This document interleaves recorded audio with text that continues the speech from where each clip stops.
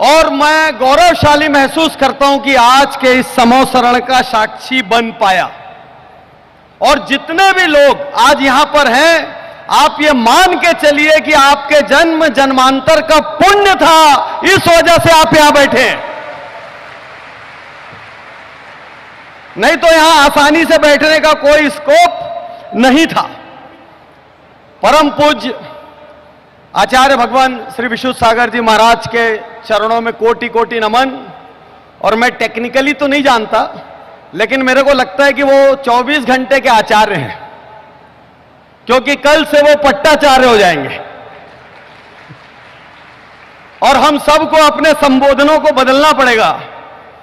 तो मुझे आचार्य भगवान श्री विशुद्ध सागर जी महाराज, परम पूज्य आचार्य भगवान श्री विद्यासागर जी महाराज वगैरह के साथ घंटों बिताने का मौका मिला। मेरे जीवन पर इनका बहुत गहरा प्रभाव है। और बल्कि आचार्य विशुद्ध सागर जी महाराज जैसे फैमिली डॉक्टर होते हैं, वैसे ही हमारे फैमिली गुरु हैं। तो आज हमारे पूरे ससुराल पक्ष के समस्त लोग अपने अपने घरों में ताला लगाकर यहां आए हुए हैं। तो मैं सोचता हूं कि आज अभी सूरज को मुट्ठी में कैसे समेटूं। तो मैंने सोचा कि खाली जो विशुद्ध नाम है उसकी व्याख्या कर देते हैं। तो मुझे ऐसा लगता है कि विशुद्ध का जो पहला वी है, क्योंकि बहुत लंबा लंबा बोलूंगा, फैला के बोलूंगा, हम तो अपने स्टेज पे घंटों बात करते हैं, आज यहां समय की मर्यादा है तो कुछ अक्षर याद करके निकलते हैं यहां से। तो विशुद्ध का जो वी है, हिंदी में वी, मेरे को ऐसा लगता है कि जो परम पूज्य विशुद्ध सागर जी महाराज के गुरु थे, उनको एहसास था कि मेरा एक शिष्य आगे जाकर इतना बड़ा बनेगा। उनको यह एहसास था, क्योंकि गुरुओं को आभास हो जाता है, और इसीलिए इनको नाम दिया गया विशुद्ध। अब बात को समझना, शुद्ध शब्द अपने आप में संपूर्ण है, शुद्ध के ऊपर कुछ हो नहीं सकता। तो शुद्ध के ऊपर वी ऐड करने का मतलब क्या था? मतलब वो विशुद्धता जिसके आगे शुद्धता को भी मापना पड़ जाए, वो विशुद्धता है विशुद्ध सागर जी महाराज। ठीक। और वो विशुद्धता हमको उनके व्यवहार में दिखती है, उनके आचार में दिखती है, उनकी चर्या में दिखती है, और वो हर जगह विशुद्ध है, पारदर्शी है। एक छोटा सा किस्सा आपसे बांटता हूं, क्योंकि आप वो सारी चीजें जानते हैं जो सब जानते हैं। शिखर जी में मैं गया था।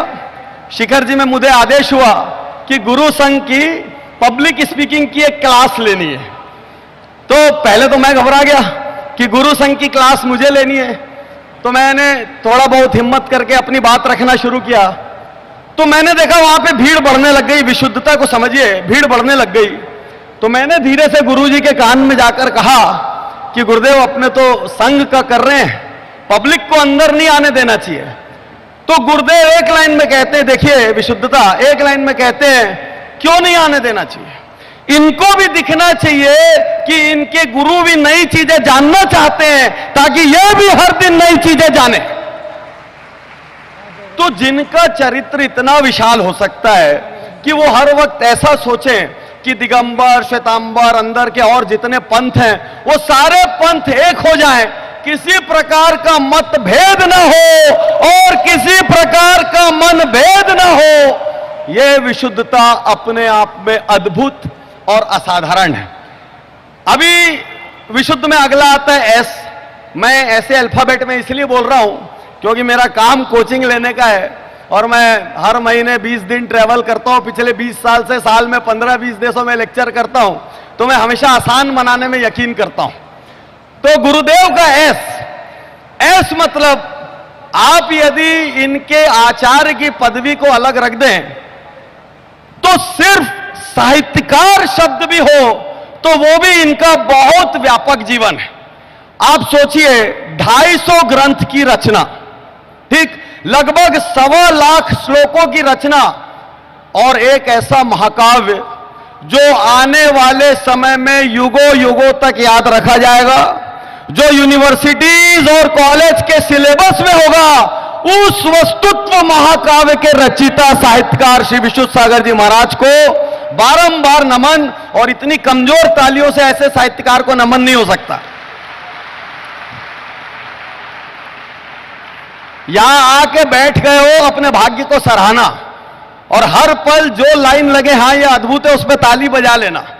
अच्छा, मैं इस बात से बहुत हैरान रहता हूं क्योंकि गुरुदेव के साथ छत्तीसगढ़ में जब वो थे तो मैं अपने सारे प्रोग्राम कैंसिल करके 4-5 दिन उनके साथ था।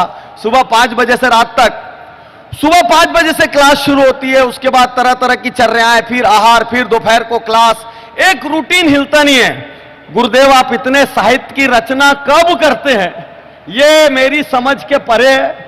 मैं अपने 10 साल में पूरी ताकत लगा के 8 पुस्तक लिख पाया और आपकी 250 पुस्तकें, तो आप ये साहित्य की रचना कैसे करते हैं? कोई आपको ऐसी सिद्धि है कि ऐसा हाथ हिलाते हो पूरा लिखा जाता है? ये सब तो मैं नहीं जानता, लेकिन ठीक। तो विशुद्ध सागर जी महाराज के नाम में आप ऐसा समझिए, अगला अक्षर आता है यू।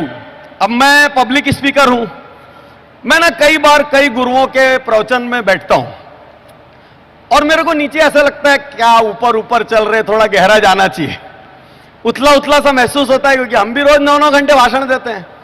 लेकिन जब मैं आचार्य श्री के प्रवचन में बैठता हूं, वो एक पॉइंट पकड़ के, उनका अगला यू है यूनिक पब्लिक स्पीकर। यदि वर्तमान जैन शासन में सबसे बढ़िया वक्ताओं में से एक को निकाला जाए तो उसमें से आचार्य भगवान विशुद्ध सागर जी महाराज होंगे। देखिए, जो मैं एक मैनेजमेंट गुरु की तरह देख रहा हूं चीजों को बाहर बैठ के।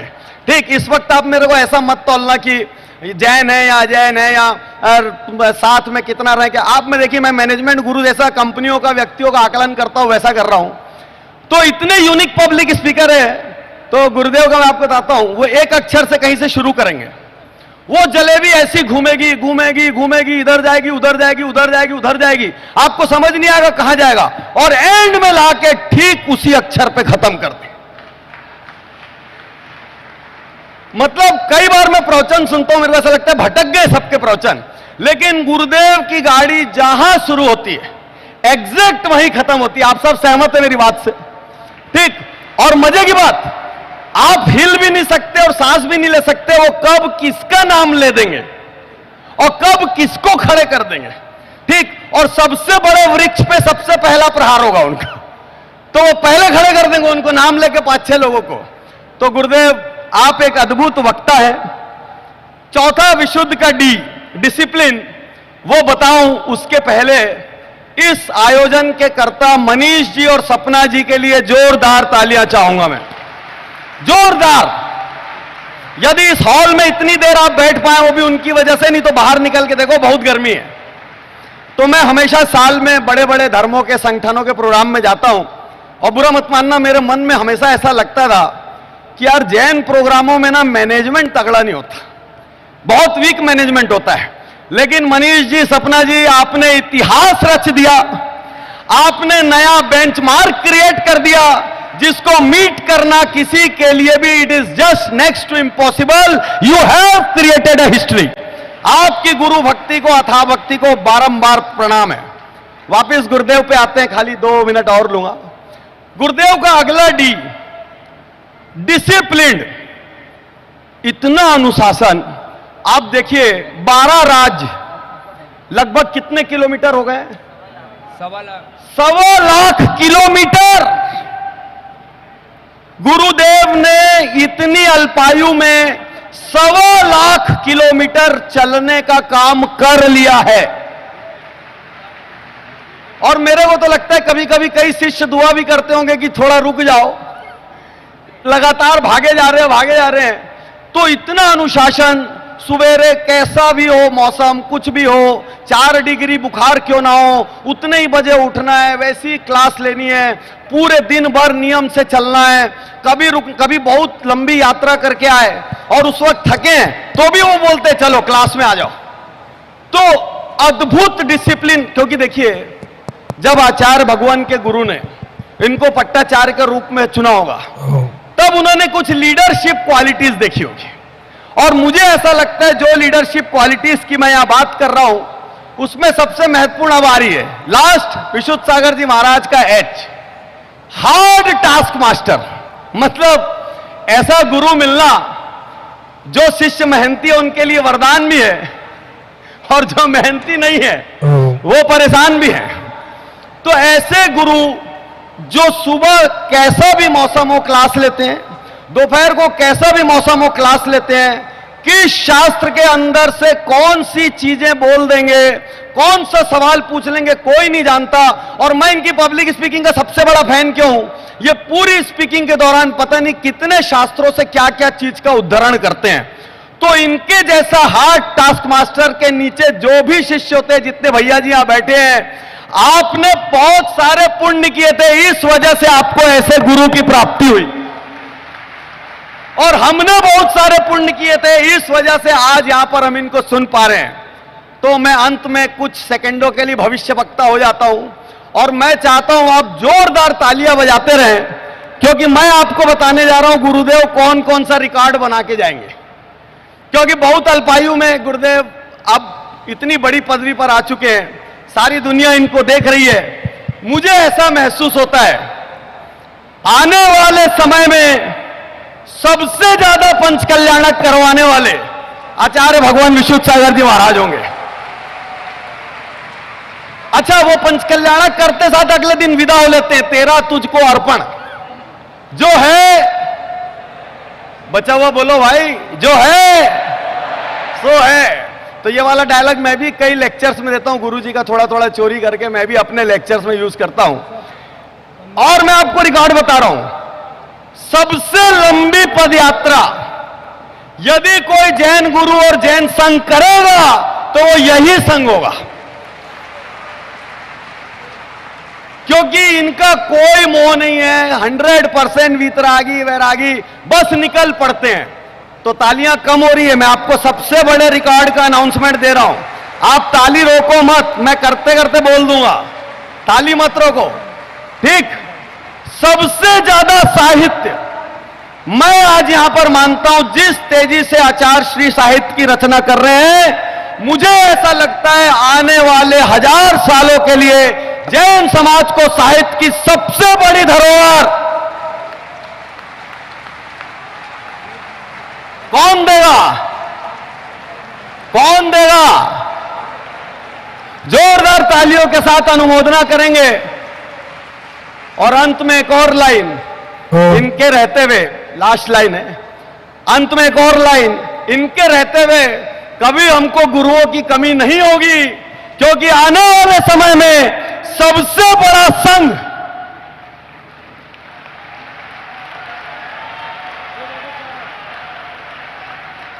आचार्य भगवान विशुद्ध सागर जी का होगा। आचार्य भगवान, मैं बहुत भाग्यशाली मानता हूं अपने आप को, आज यहां मुझे बोलने का मौका मिला। कल आप पट्टाचार्य के रूप में स्थापित होंगे, आज उसके पहले इस महान समोसरण का मैं साक्षी बन पाया, आपके प्रति अपनी भक्ति व्यक्त कर पाया। आपका आशीर्वाद, प्रेम, स्नेह ऐसे ही बना रहे।